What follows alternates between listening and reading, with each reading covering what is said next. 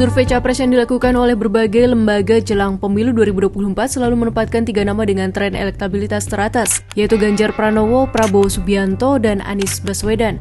Seolah hanya ketiga ini pilihan bakal Capres 2024. Namun survei Litbang Kompas yang dirilis Februari 2023 mencatat, ternyata muncul figur calon presiden alternatif di tengah mengerucutnya elektabilitas pada 3 figur potensial Capres tadi. Selain menjadi kandidat Capres, mereka juga dinilai layak untuk menjadi calon wakil presiden. Siapa saja mereka? Sederet nama tokoh mulai dari Gubernur Jawa Barat Ridwan Kamil, Menteri Pariwisata dan Ekonomi Kreatif Sandiaga Salahuddin Uno, Ketua Umum Partai Demokrat Agus Harimurti Yudhoyono, Menteri Badan Usaha Milik Negara Erick Thohir, hingga Menteri Sosial Tri Risma hari ini muncul sebagai capres alternatif yang paling banyak dipilih publik. Ridwan Kamil berada di urutan pertama yang mendulang keterpilihan hingga lebih dari 22%, terpaut jauh dengan tokoh capres alternatif lainnya. Di urutan kedua muncul nama Sandiaga dengan tingkat keterpilihan 7,3%. Menyusul di bawahnya Agus Harimurti yang menguasai 5,8% elektabilitas. Sementara Erick Thohir dan Tri Risma hari ini masing-masing mengantongi sekitar 4% angka elektoral.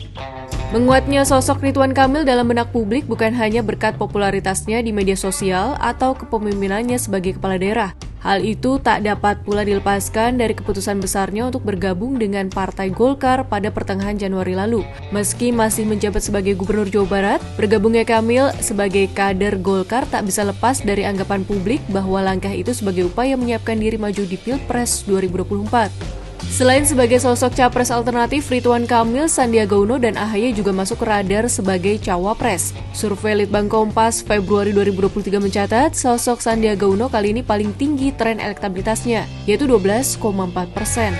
Posisi kedua yaitu Ridwan Kamil dengan tren elektabilitas 10,1%. Sementara AHY tren elektabilitasnya terbilang kecil, yaitu hanya 3,7%.